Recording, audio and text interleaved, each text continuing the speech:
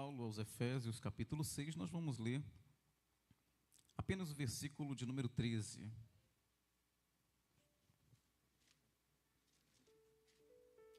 À medida que os irmãos encontrarem, peço que, por gentileza, se coloquem de pés para lermos a palavra de Deus. Efésios 6, versículo 13. Quem tem, diga amém. Portanto, tomai toda a armadura de Deus, para que possais resistir no dia mau, e havendo feito tudo, ficar firmes. Feche seus olhos. Senhor nosso Deus, glorifica o teu nome ainda mais através da tua palavra. Repreenda toda a falta de atenção e aquilo que tem te roubar esta palavra do nosso coração. Pai, continua glorificando o teu nome, é o que nós te pedimos, em nome de Jesus. Você que orou, diga amém. Sente no seu lugar. Fique à vontade. Eu quero louvar a Deus e agradecer por esta oportunidade. E também, nesta ocasião, cumprimentar meu pastor presidente, pastor Milton Carvalho. É uma honra estar ministrando aqui mais uma vez. E também na sua presença. O senhor sabe da minha admiração, né, pela sua mente brilhante. Que Jesus, Deus continue abençoando a sua vida e este campo em nome de Jesus. Cumprimentando o pastor, cumprimento também todos os nossos amigos, irmãos, obreiros da obra do Senhor, que acredito estar orando por nós para que Deus cumpra a sua palavra nesta noite. Amém? Quero louvar a Deus pela vida do evangelista Tom Rodrigues, que me convidou e lembrou de mim. Deus abençoe a sua vida, viu, meu amigo? Estou acompanhado da minha esposa e eu louvo a Deus porque eu penso que o reino de Deus, essa frase não é minha, é claro, mas o reino de Deus seja um reino de amigos. E eu estou rodeado de amigos aqui nesta noite, alguns amigos, outros apenas conhecidos. Eu penso que amigo é aquele da segunda, da terça, da quarta, depois do culto, na hora da oração. E graças a Deus, Deus me deu alguns amigos aqui nesta igreja. Deus abençoe a todos. E o bom de pregar entre amigos é que eles glorificam com a gente quando a gente está pregando, né? Então, você vai identificando aí no meio quem que é, né? Deus abençoe a vida de cada um. Minha esposa está ali atrás, a mais linda, né, irmãos? Cumprimentando ela, cumprimento todas as irmãs. Feliz Dia da Mulher, em nome de Jesus. Queridos, quantos de verdade ainda desejam ouvir a palavra de Deus? Pastor Cleverson, Deus abençoe. Lhe amo, viu? O texto que nós lemos nesta noite é um texto muito interessante. Trata-se também de um texto muito conhecido. E os irmãos sabem que dentro da proposta das promessas de Deus existem alguns conceitos, alguns princípios que nós precisamos analisar. É claro que todos os que estão aqui, repito, todos os que estão aqui sabem que Deus é fiel. E contra isso não há argumentação. Se Ele prometeu, Ele vai cumprir. Mas o texto que nós lemos esta noite é um texto que, como outros em que estão escritos na Bíblia, ele não se revela de imediato para nós.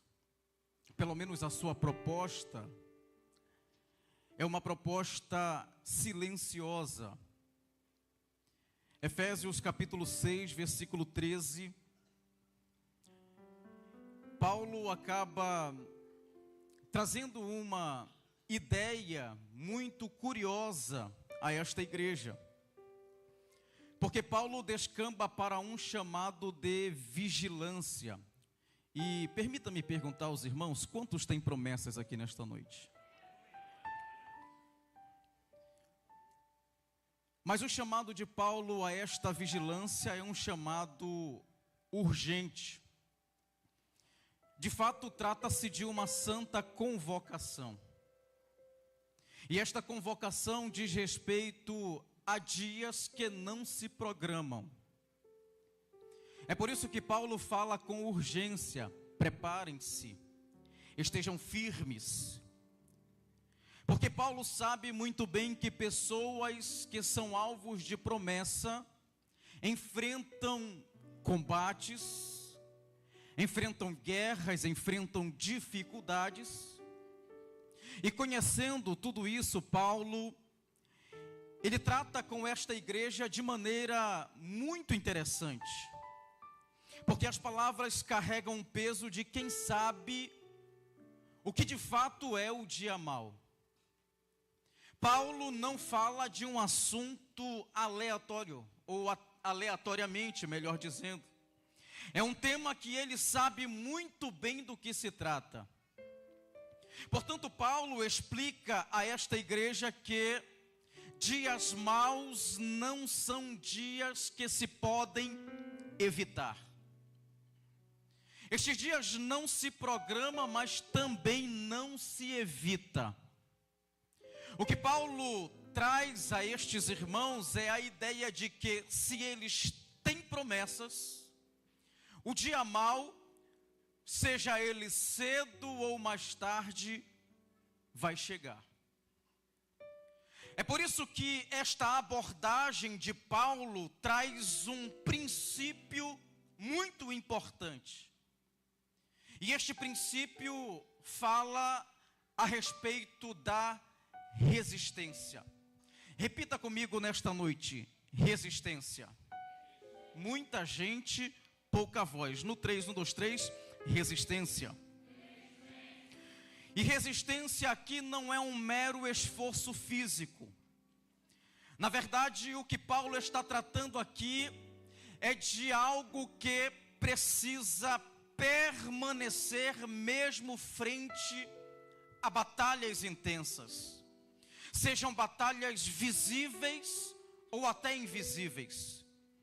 É um verso que se ergue como um prelúdio de algo que ainda está por vir.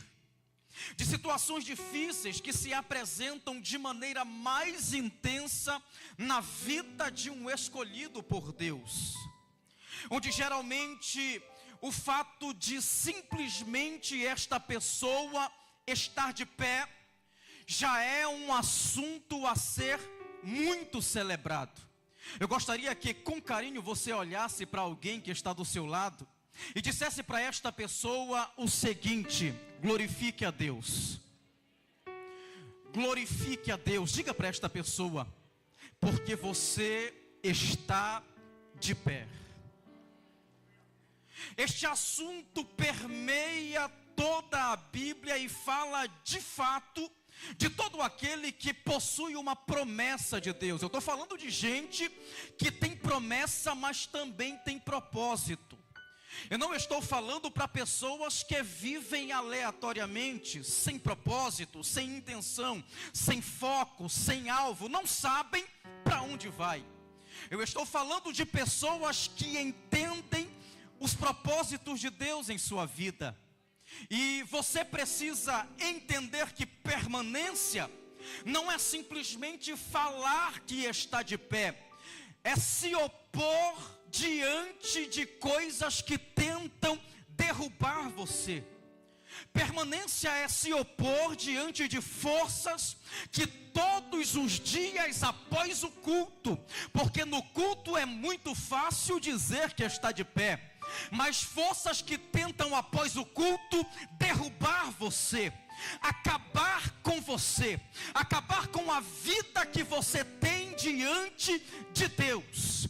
E nesta noite Deus veio tratar pessoalmente com alguém que precisa entender que estar de pé é permanecer na presença de Deus depois do culto, depois do microfone, depois do glória a Deus e aleluia, depois do louvor cantado, da língua estranha falada, do sapateado que faz parte no meio pentecostal. Permanecer é estar de pé quando o diabo tentar derrubar você. Aleluia. Paulo trata deste assunto de maneira muito séria. Porque o diabo quer derrubar a nossa vida. E esta palavra resistência fala de alguém que se opõe a isso, de alguém que não aceita a oposição do diabo. Por exemplo, na antiguidade, quem me ouve diga amém. Fica comigo, a gente já vai entender. Havia uma frase, um pensamento muito interessante, que coaduna-se, fala a respeito desta palavra que estamos meditando. E partia de uma frase em grego que dizia: antisteme tois anemoi. Antisteme tois anemoi. Ou seja, eles estavam dizendo o seguinte: resistam aos ventos que estão vindo contra você. Preste atenção, este termo era utilizado geralmente entre navegantes, soldados que saíam para a guerra, mas geralmente precisavam atravessar rios, mares, e você sabe muito bem que quando estes soldados iam para os mares, eles estavam à mercê de tempestades, estavam à mercê de ventos muito fortes. Então eles saíam da terra e diziam: antistenoi temis anomai. Ou seja, se vocês não resistirem ao vento, nem lutar vocês terão direito. Porque eles entendiam o seguinte: a tempestade é simplesmente a antessala do campo de batalha. Então eles seguravam nas mãos um dos outros e diziam: não morra no meio da tempestade, resistam os ventos que estão por vir. Você pode segurar na mão de alguém nesta noite e diga para este irmão: você não pode morrer neste vento, você não pode morrer nesta tempestade, porque isso aí é só a antessala da batalha que Deus tem para você pelejar. Não morra antes da batalha começar. O curioso é que Marcos capítulo 4 fala justamente desta ideia. Jesus olha para os discípulos, pastor, e diz o seguinte: vão para o outro lado. Mas no meio do mar está escrito: levantou-se. Repita comigo: levantou-se. Levantou-se. O texto é curioso, é por isso que eu pedi para você repetir. Levantou-se uma grande tempestade. E diz o texto que os discípulos ficaram apavorados e desanimados, porque desânimo é fruto de alguém que perde a vontade de viver. Jesus está no barco, mas o discípulo está desanimado. Jesus está no meio, mas o discípulo perdeu a vontade de viver. Mas o texto diz que enquanto eles estavam desanimados, porque se levantou uma grande tempestade. E esta frase levantou-se, este termo é ginomai no grego. Repita: ginomai. E ginomai quer dizer o seguinte: algo que se levantou, mas eu não estava esperando. Porque geralmente tempestades são assim: você está todo crente, todo servo de Deus, você acabou de sair da oração, você acabou de sair do culto de domingo, e parece que nada de ruim vai acontecer. Aí o diabo vem contra você para deixar você desanimado. Do nada o filho desvia, do nada o marido chega bêbado, a esposa não quer mais vir para a igreja, o ministério vai para um lado, vai para o outro, porque é algo que você não espera. Mas o texto continua dizendo que enquanto eles não esperavam, levantou-se uma grande tempestade. E Marcos, que é inteligente, continua dizendo: levantou-se Jesus diante da tempestade. Não, eu vou repetir para tu entender. É que ginomai diz respeito a algo que se levanta quando eu menos espero. A tempestade levantou e trouxe surpresa para o barco do discípulo. Mas Marcos continua dizendo: do mesmo jeito que a tempestade levantou e você não estava esperando, levantou-se Jesus. Oh, glória a Deus. Levante a sua mão nessa noite em nome de Jesus, porque eu vim pregar baseado e profetizar baseado no texto bíblico para alguém aqui nessa noite. O diabo pode ter te pegado de surpresa, mas nessa noite Deus está dizendo: estou chegando também para te surpreender. Mão direita para quem tem mão direita nessa noite, mão esquerda para você que trouxe. Baixa no ombro de pelo menos uma pessoa e diz: tem surpresa de Deus para você. Mas diz com propriedade: tem surpresa de Deus para o teu ministério, tem surpresa de Deus para a tua família. Você não vai sair daqui desanimado. Ginomai, Ginomai, Ginomai, Ginomai. Eu não sei se você está sentindo, mas Jesus está se levantando para alguém aqui nessa noite que está preocupado com a tempestade. Ele está se levantando.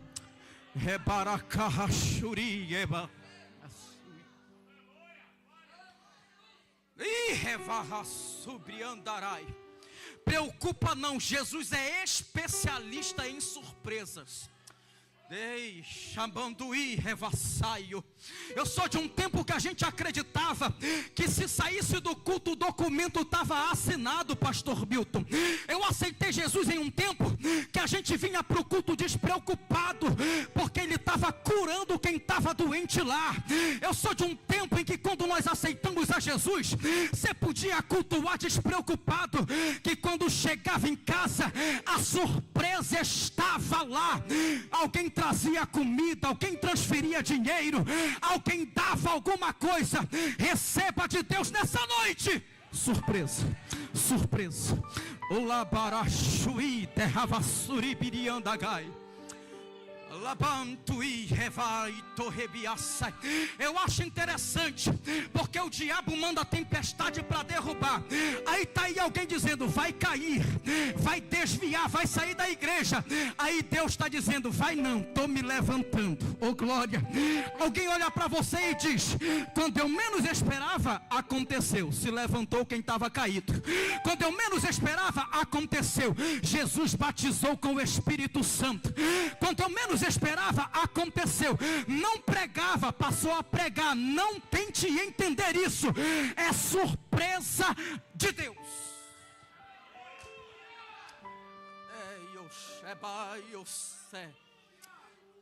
Andui revaragachandaraiace. Ei, cabaios terravavassui-degai. Cadê os batizados com o Espírito Santo?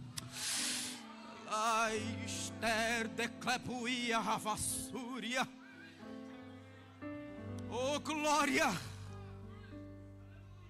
Quem tem promessa é diferente. Entre os monges de antigamente, havia uma frase curiosa em latim que dizia: solicitais loci, ou estabilitas loci, que traduzido é: fique firme no lugar que você foi chamado.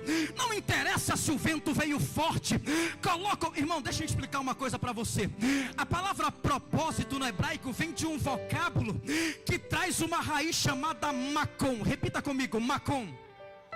A palavra Macom está associada ao pé do indivíduo. E propósito só se vive para o judeu, porque propósito para ele se entende quem caminha, mas caminha firme. Propósito não se entende parado. Propósito se entende caminhando, mas com os pés firmes. Pastor, parece brincadeira, mas está escrito na Bíblia: Josué, fortifica-te e tem bom ânimo, porque aonde pisares a planta do teu pé, eu te darei por herança. Então o que eles estavam dizendo era o seguinte: fique firme no lugar que eu te chamei. Olha para alguém que está do seu lado e diga: vai apertar um pouco, mas arruma no final. Porque tem gente querendo viver promessa, mas não quer ficar firme. Você sabia que árvore que muito tira morre? Árvore que muito troca de terra seca a sua raiz. Tem gente trocando de igreja como troca de roupa. Tem gente trocando de propósito como troca de qualquer outra coisa. Irmãos, com todo o respeito, tem gente que diz que já se perde o respeito, mas olha para alguém que está do lado e diz: fica firme, rapaz, fica firme, moça, fica firme, mulher de Deus, você tem promessa.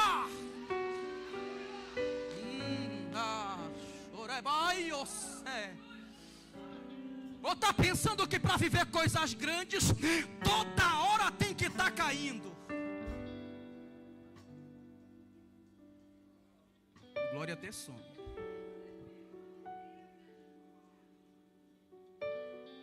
Não estou falando de pecado. Vou explicar. Outro dia, pastor, o irmão me mandou mensagem. Tinha reconciliado 3 dias antes. Pastor Tiago, as coisas estão difíceis. Amém, irmão? Glória a Deus. Por isso eu estou mandando esta mensagem para dizer: vou dar um tempo da igreja, mas quer promessa. Vou dar um tempo do ministério, mas quer viver coisas grandes. Vou dar um tempo de tudo isso, mas quer ser alguém relevante no reino de Deus. Não estou falando aqui no reino dos homens. Deus não cumpre promessa em quem é frouxo, em quem não tem os pés firmes no chão, em quem não sabe para onde vai. Pergunta para o irmão que está do lado: está indo para onde? Se está indo em direção à promessa, firme esse pé no chão. Vamos caminhando, o vento vai bater, mas o propósito é maior. Porque eles olhavam um para o outro e diziam: fique firme no lugar que você foi chamado, porque o propósito é maior do que tudo que você está passando. Levante a sua mão em nome de Jesus. Eu não quero dizer isso como jargão, porque eu sei que tem alguém que chegou aqui, a igreja é lugar disso mesmo, passando por dificuldade, choroso. Se é para chorar, já chora logo. Jesus te trouxe aqui para dizer: estou firmando os teus pés na rocha, estou colocando os teus pés em Cristo. Alguém está dizendo que tu não vai alcançar nada. Deus está dizendo para você: conversa fiada de Satanás, eu tenho promessa.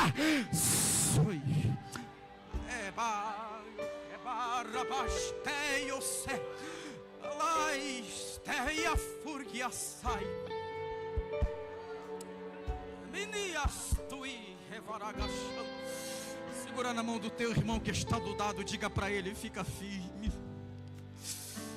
Tem tantas coisas boas para você. Vai falando aí, irmão. Fica firme, Deus tem tanta coisa boa para tua casa. Fica firme, Deus tem tantas coisas boas para tua família. Fica firme, Deus tem tantas coisas boas para o teu ministério. Pastor, você não sabe como que eu estou, sei mesmo não. Mas o Deus que te conhece está aqui, está dizendo: uns se curvam e caem e permanecem curvados, mas você está de pé, de pé. Deixa eu ver se tem alguém que já caiu, já chorou, já sofreu, já padeceu, mas pode bater no peito e dizer: venci a tempestade, estou no campo de batalha, Ele me colocou de pé, de pé, de pé, de pé. Quem pode glorificar a Deus?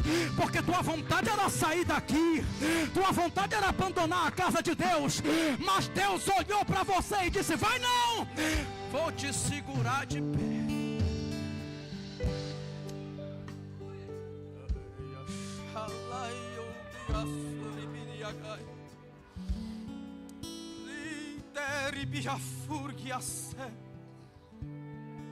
Eu ia falar de 2, pastor, posso falar só de um?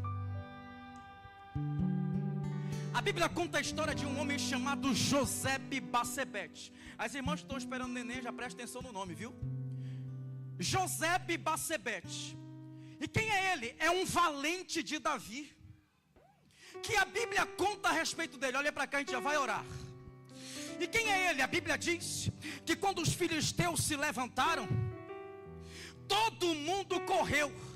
Josebe Bassebete ficou no campo de batalha, e diz o texto que ele olhou para um lado, olhou para o outro, passou a mão numa lança e em um dia só matou 800 filisteus. Oh glória! Pastor, não entendi. Se você não percebeu, pensa comigo. Qual que é a arma primária de um soldado, irmão? No 3, 1, 2, 3. Espada. Mas quem que é Josebe Batsebete? É alguém que no campo de batalha, mesmo não tendo uma espada para lutar, toma a mão naquilo que está disponível, mas não abandona o campo de batalha. Oh, glória! Pastor, não entendi, irmão. Eu vim pregar para alguém aqui para dizer: preocupa não, viu? O simples também é sobrenatural.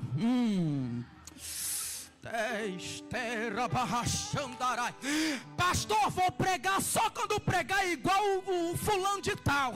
Vou cantar só quando cantar igual o Beltrano de tal.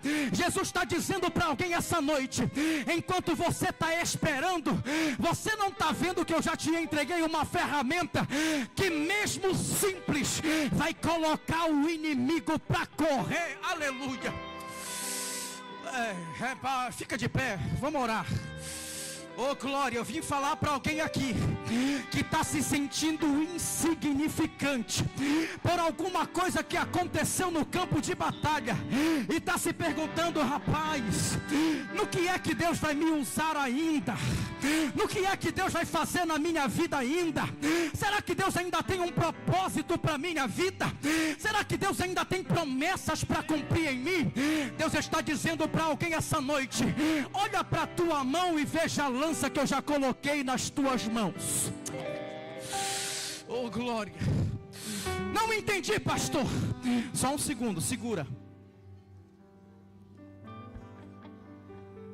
É que Deus não precisa de muito para cumprir promessas. Só precisa de alguém que está disposto a resistir. Oh, glória. Para a gente orar, o segundo personagem, Eliezer. Só aprendi com o pastor Clésio, para ficar de pé parecendo que vai acabar. Eliezer é alguém que quando os filisteus vieram, ele começou a lutar com a sua espada. Oh, glória. E diz o texto que começou a entardecer. Alguém olhou e disse: é claro que isso aqui é imaginação, mas o texto me permite imaginar. Rapaz, deixa eu dar uma olhada aqui em Eliezer, porque ele começou lutando cedo. Ele começou lutando pela manhã. Vai ver, ele não desistiu por essas horas. Deixa eu dar uma olhada em Eliezer, porque ele começou acelerado. Começou como um grande guerreiro, mas a hora já bateu e eu acho que ele já desistiu. Quando alguém chega para olhar Eliezer no campo de batalha, diz o texto que de tanto lutar, a espada grudou na mão de Eliezer. E ele para um lado, espada. Pastor, não entendi. Sabe o que Deus está dizendo para alguém essa noite? Eliezer é alguém que mesmo cansado, continuou lutando no campo de batalha.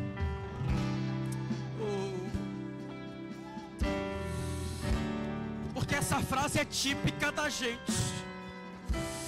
Cansei, eu não aguento mais. E por isso tem gente que até sai da igreja. Eu li um livro, pastor Adson Belo, o tema já é interessante. Cansei. Até os fracos, ou até os fortes, melhor dizendo, cansam. Olha para o irmão que está do lado e diga: é normal você ficar cansado.